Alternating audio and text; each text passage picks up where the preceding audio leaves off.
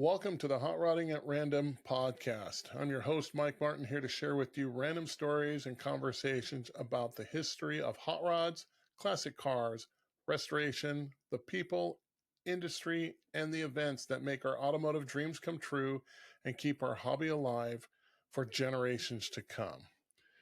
On today's episode, we're going to be talking about what got you hooked on cars, or motorcycles or trucks or whatever it is. Anything that's got tires and a motor, we're going to gravitate to. But first, let me tell you a little bit about myself so you don't see me as some other old guy talking about hot rods and classic cars. My background in the automotive industry is pretty varied.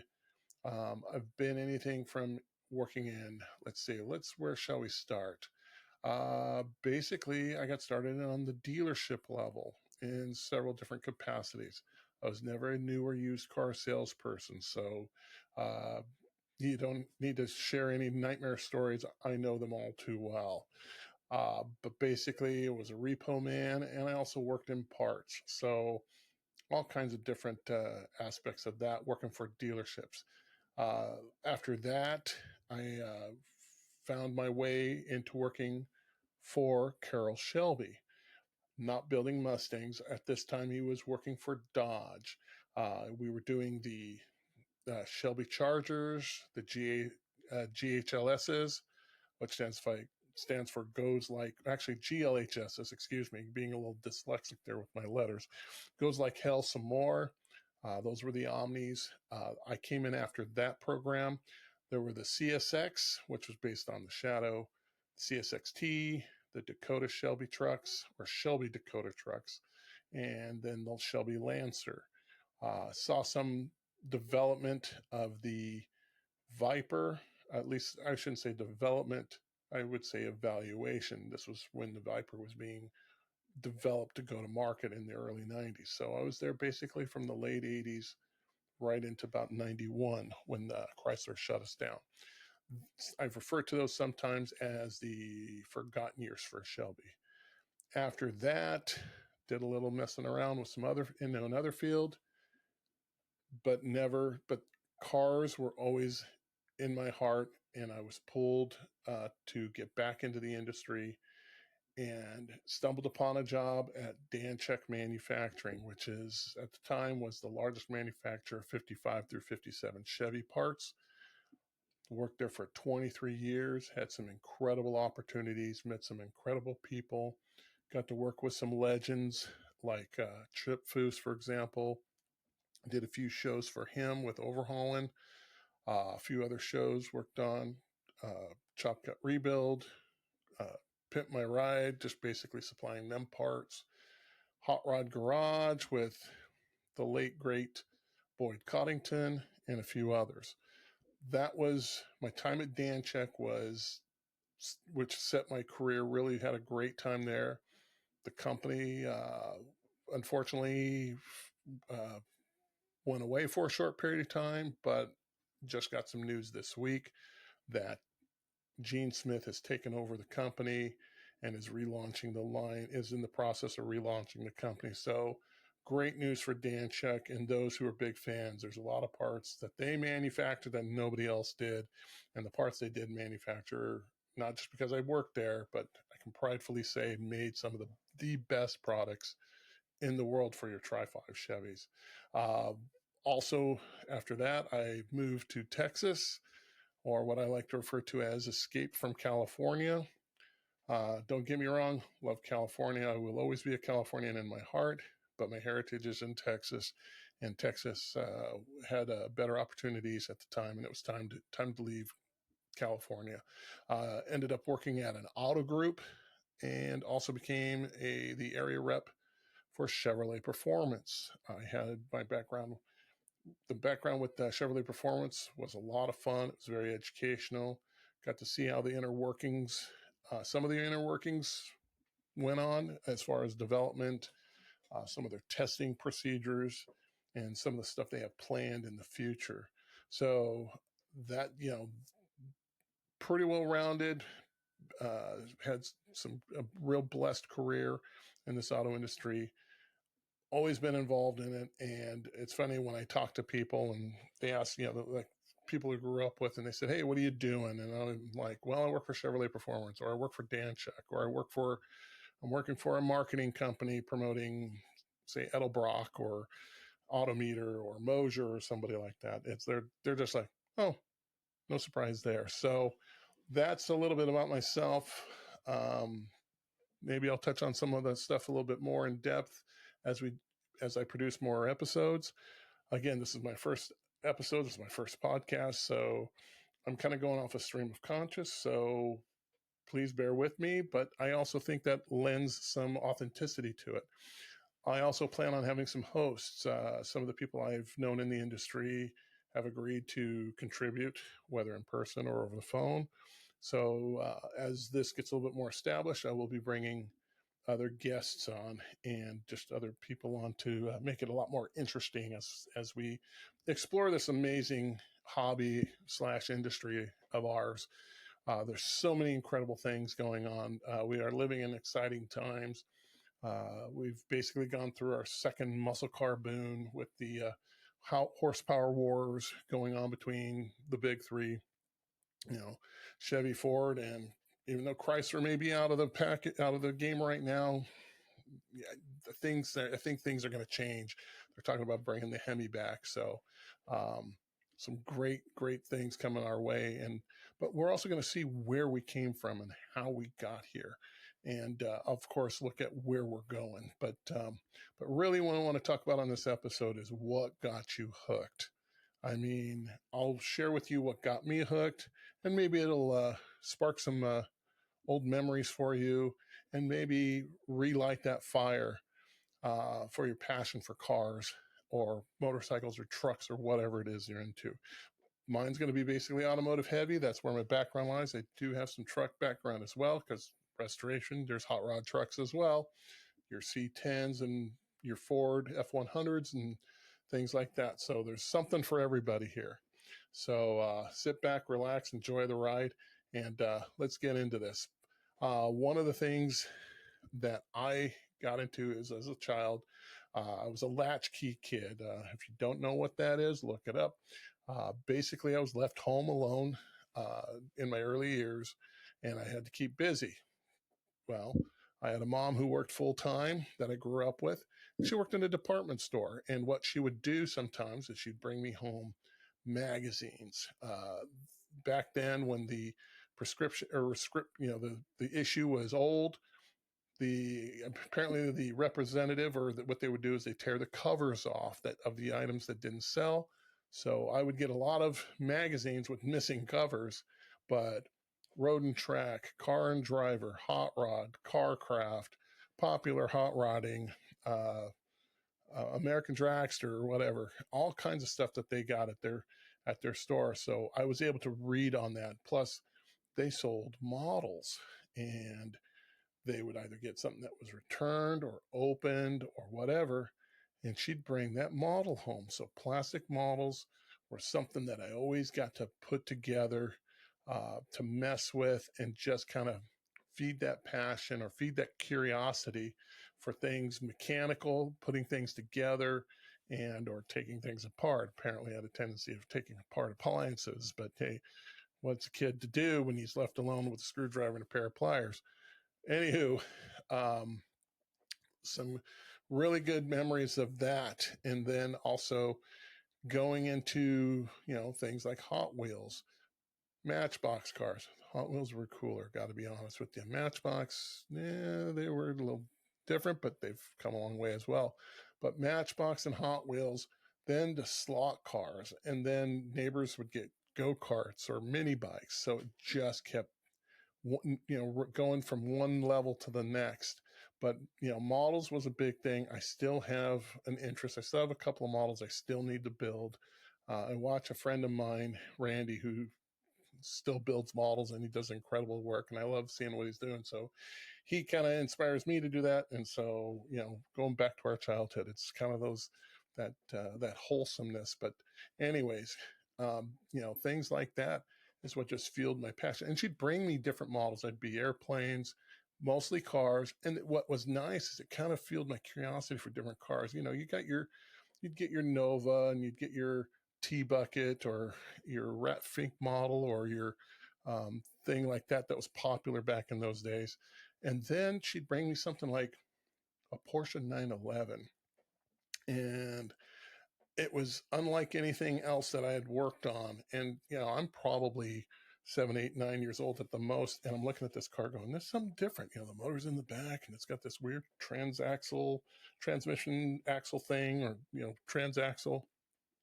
So I've always had a curiosity. It really, to this day, has always fueled my curiosity for Porsche. Not a hot rod, but just a sports car, but something different. But that was just it. It was always something different. Build a Munster mobile, things like that. It was just something that, you know, helped me mechanically become mechanically inclined, know how things come together, and things like that. But then, like I said, it goes into, you know, slot cars and go-karts and remote controlled cars and everything else. As you know, men are always boys. It's the difference is the size of their toys. Their toys get bigger and more elaborate. But that was one of those things, and I'm sure for a lot of us out there, that was one of the things that really got us into cars or kept us involved in cars. But also, then you look into family and friends, neighbors, family. I had an uncle, Uncle Dell, who was he was the cool guy. He was kind of soft spoken. You know, he had his. I always envisioned him as a guy who had his stuff together. He rode a motorcycle every day to work, and then he would. But then his car selection. I remember at a very young age them having a red GTO, about a 66, 67, and going, "Wow, that's cool." It had Kragers on it. You know, I remember it like yesterday. And then he had a Road Runner, you know, and that was something else. That was the wild car. I remember it kind of being bright yellow, if I remember correctly. I could be wrong, but that's how I remember it. And then, you know, he was a big Trans Am guy. He had, I want to say, second gen, I want to say 70, 71 Firebird. And then I remember him having uh, oh gosh, forgive me for not knowing the exact name, but a dark green metallic, um, 73. And I remember when he got the 74 5, I want to say 75, it was like, you know, why, you know, hey, that 73 was really cool, but I really liked the 75. And he kind of said, I like the 75 looks, but it doesn't drive anything like that 73. And he showed me a picture later.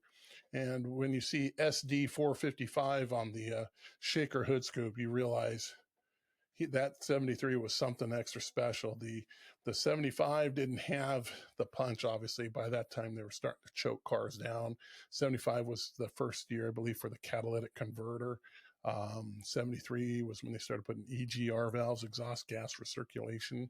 So that's when the early emission systems started coming into play, and we started entering the era of malaise. But anyways, that was Uncle Dell, and he just always had cool cars all the way up into the through the 70s into the early 80s, and some unique stuff, not hot rod related, but you know, Mark 1 GTI, 2002, 2002, or however you pronounce it, BMWs, BMW 2002.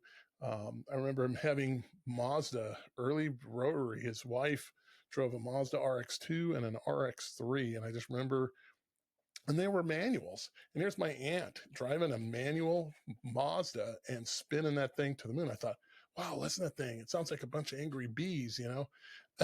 Anyways, he was a big inspiration and a big influence. And then when I finally got into cars, got my own car, I would share some of my experiences with them. And he kind of opened up then. Like I said, he was a guy who was rather soft spoken, kind of kept to himself. But when I got into it, oh, and he also almost forgot, he raced lay down go karts. I mean, these things do like 100 miles an hour, which is insane. But yeah, so he was definitely a car nut himself.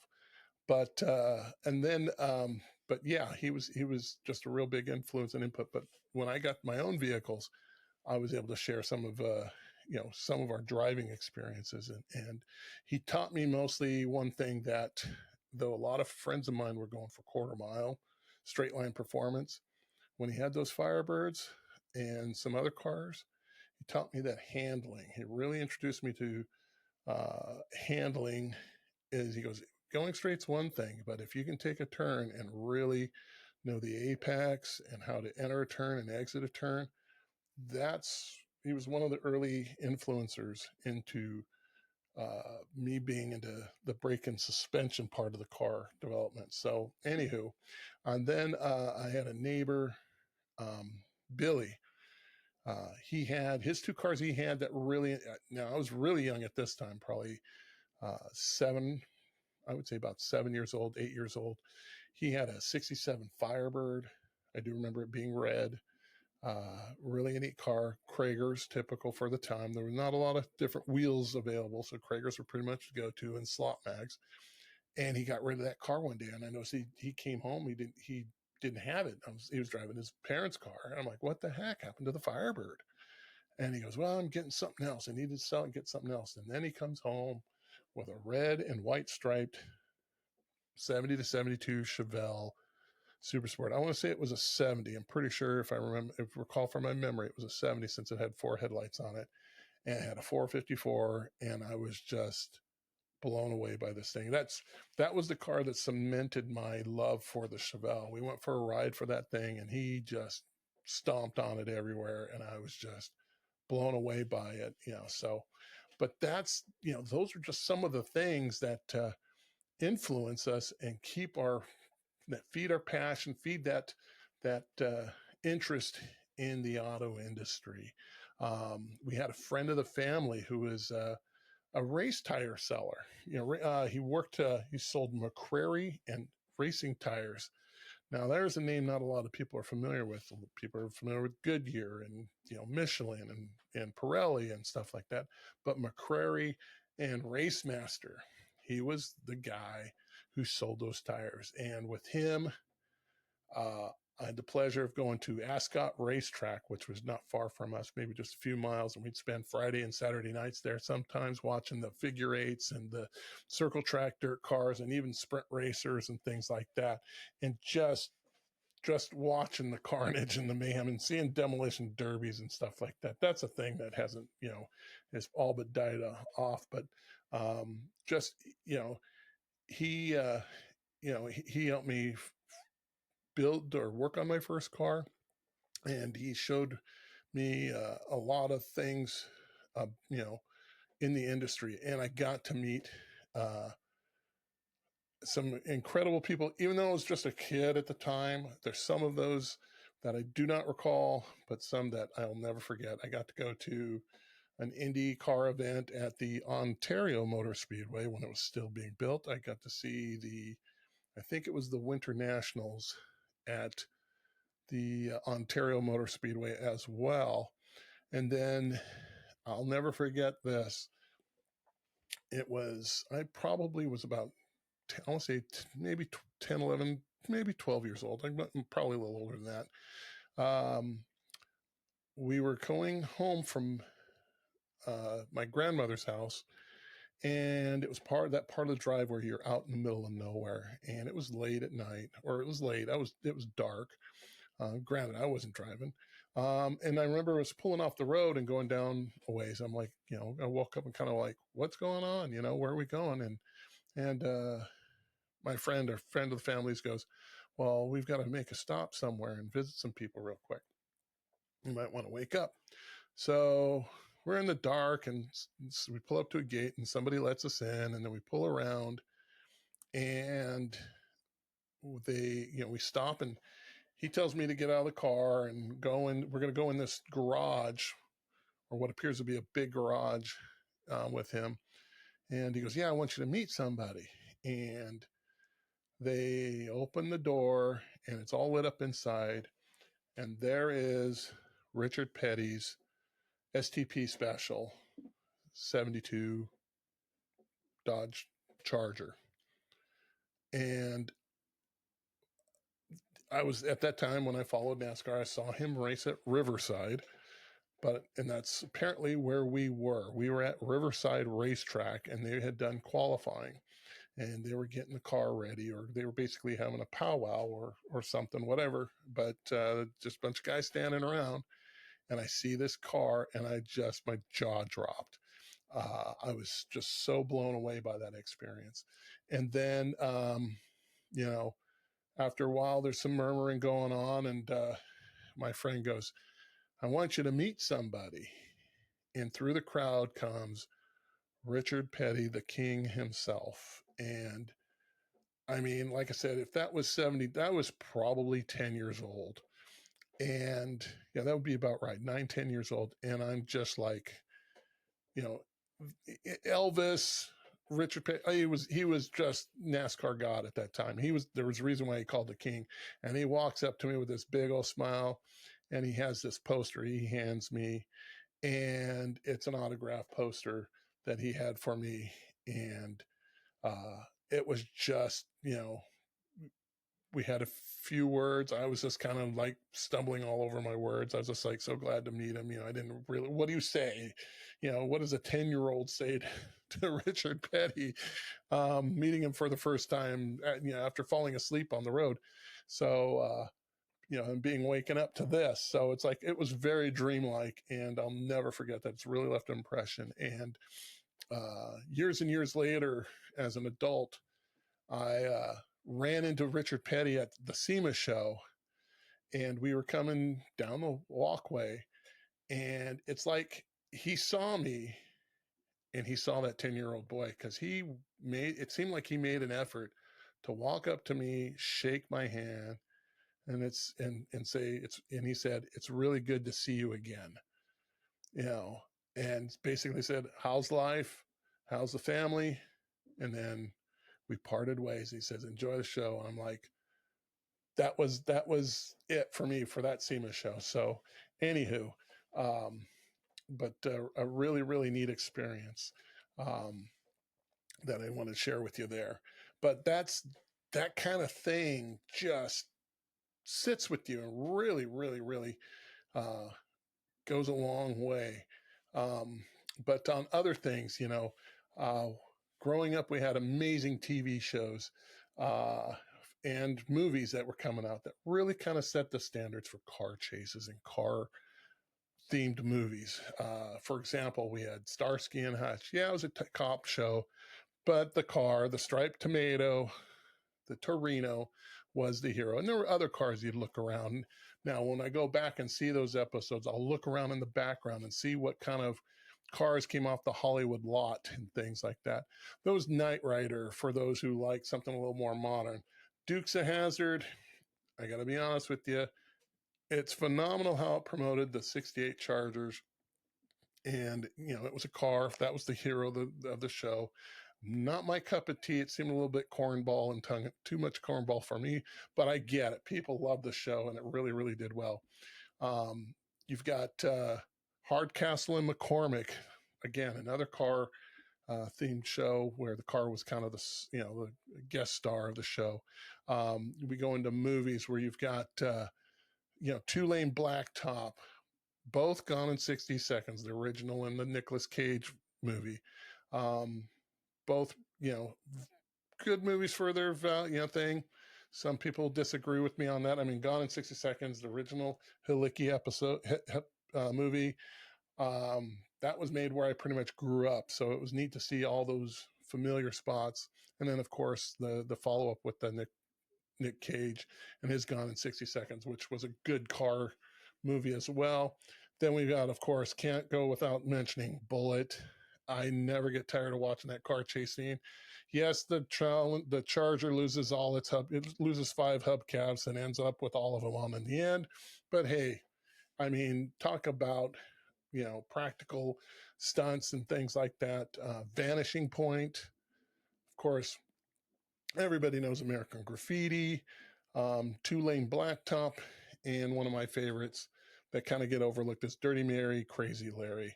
Uh, and of course, today, take it for what it is. The Fast and Furious franchise, that goes without saying, that is kind of spurring a whole new generation of car guys, and a next generation of, modders and tuners and things like that. Um, it was really interesting because you see where you go through two lane blacktop is a perfect example of just gritty, raw, production. And then Fast and Furious, which has got all the CGI stuff going on with it. Excuse me. And excuse me. We'll try to clear that up. Let's have a little sip here. Well, we'll keep that in because this is how it's going to be, minimal editing. But getting back to Fast and Furious, at first they thought that, yes, it's got cool cars and stuff like that. Yes, it's a little cornball. It's a little ridiculous, but it still feeds the fire and it feeds that passion. But yeah, it's just another thing that is going to keep this generation going. What I was starting to say earlier is like growing up, it was carbs, it was carburetors, point distributors, electronic ignition was a little bit of, you know, science fiction, but it was coming in and becoming popular. When cars started coming in with fuel injection and computers and things like that, we were worried about tuning them, or how do we, can we put a cam in it without making it run bad or being able to drive? Anyways, the industry is constantly adapting, and everything's. Hang on, we got to pause. Sorry about that. Got a little frog in the throat, but let's resume what I was talking about.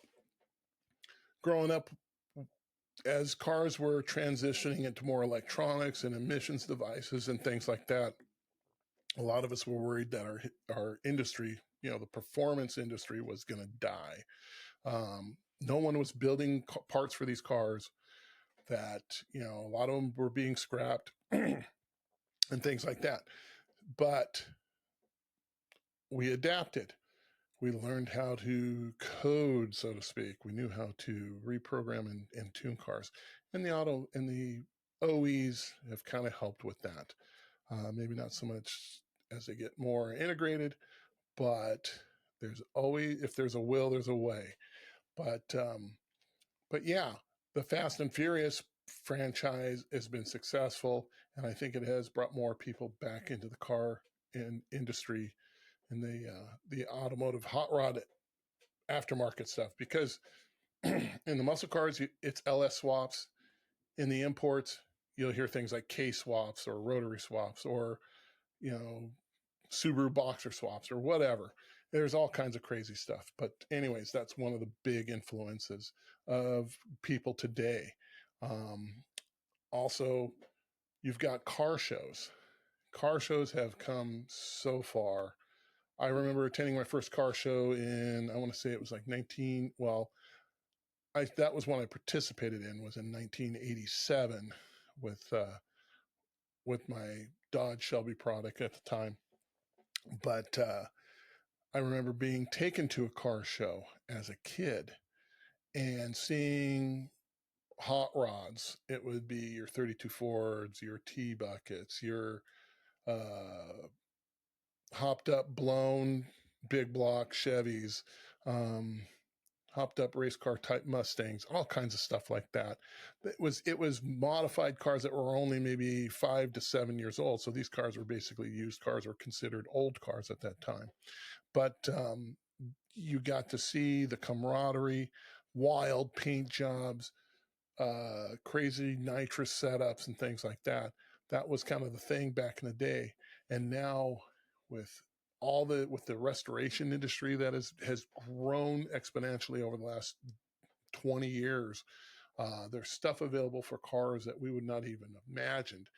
People are restoring things that were typically overlooked or abandoned, because now with just my background in tri-fives, you can build a 57 Chevy or 55 Chevy out of whole cloth. I mean, it's, you can, out of the ether, full bodies, frames, everything's available.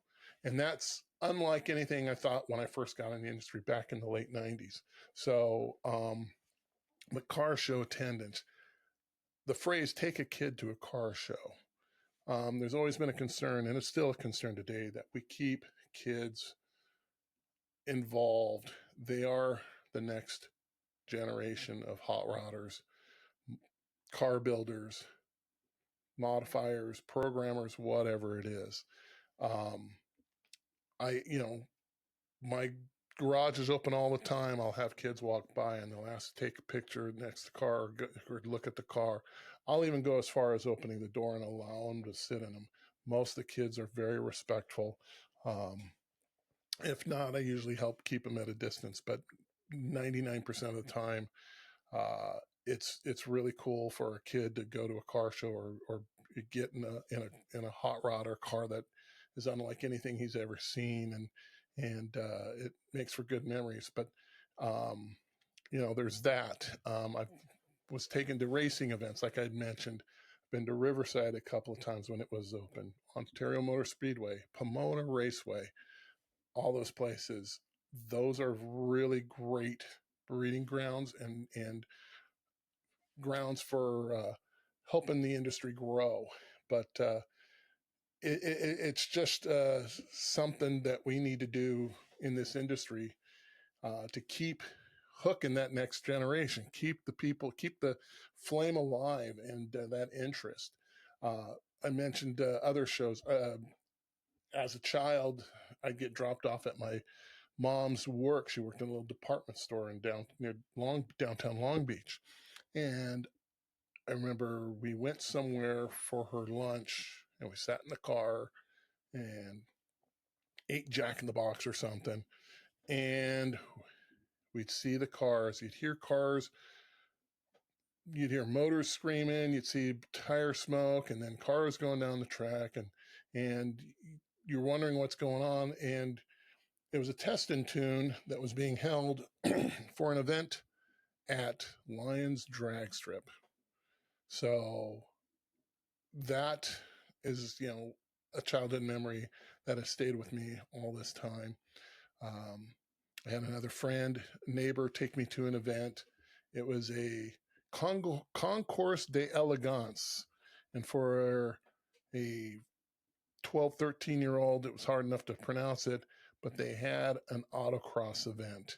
And there were Mini Coopers and little MG midgets and things like that. Some British sports cars that were just tearing up the parking lot in this autocross course. So again, another thing where where it would kind of reinforce my part where, hey, they're making all these radical turns and brakes and braking and stuff like that. The braking, steering, car handling. It's like that really attracted me and really was something that has stuck with me till this day.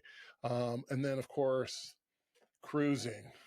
Cruising is like a rite of passage. I don't care where you are in this country. I suggest you seek out and find a cruising situation. Now, some of those have become more of cruise ins because cruising has kind of been gotten a bad reputation over the years for obvious reasons, but sometimes it's more than it's not always warranted to be shut down. But cruising up and down, for me, it was Whittier Boulevard.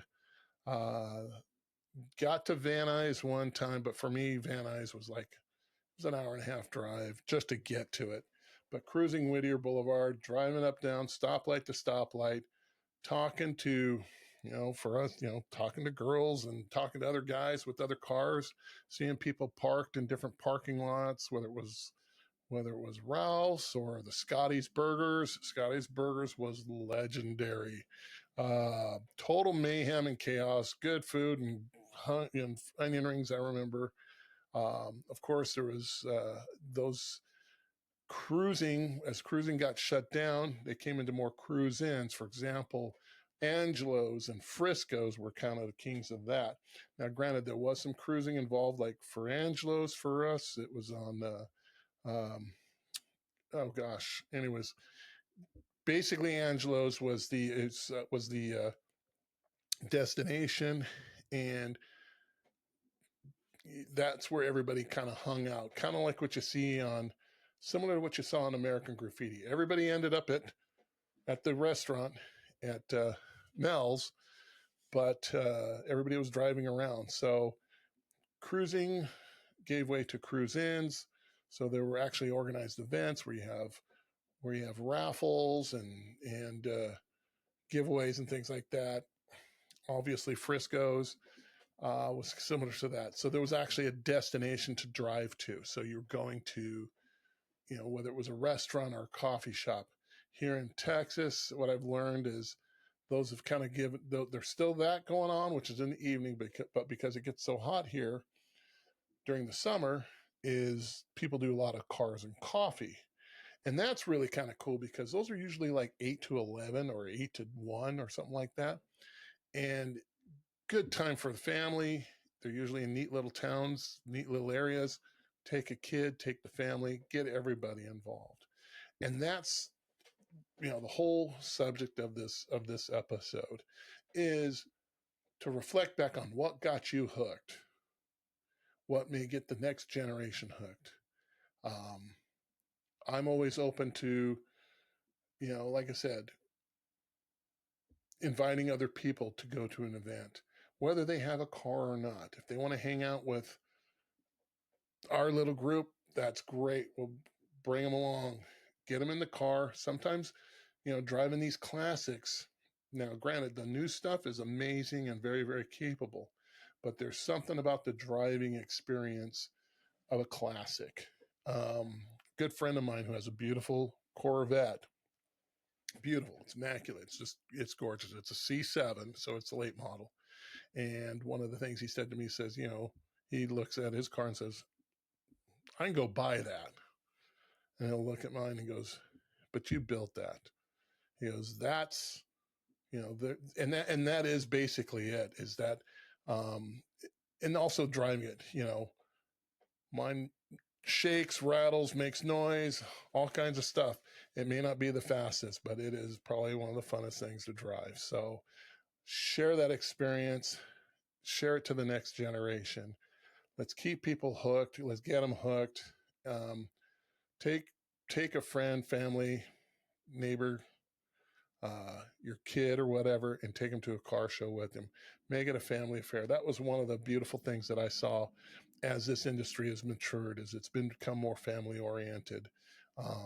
And it's really, really been a great outreach for people and family get-togethers. So anyways, just to kind of wrap this episode up, I want to thank you for tuning in. Stay tuned for more episodes. We're going to touch on some more subjects, and we look forward to hearing from you. Again, this is Mike Martin, your host for Hot Roddin at Random, and stay tuned for our next episode.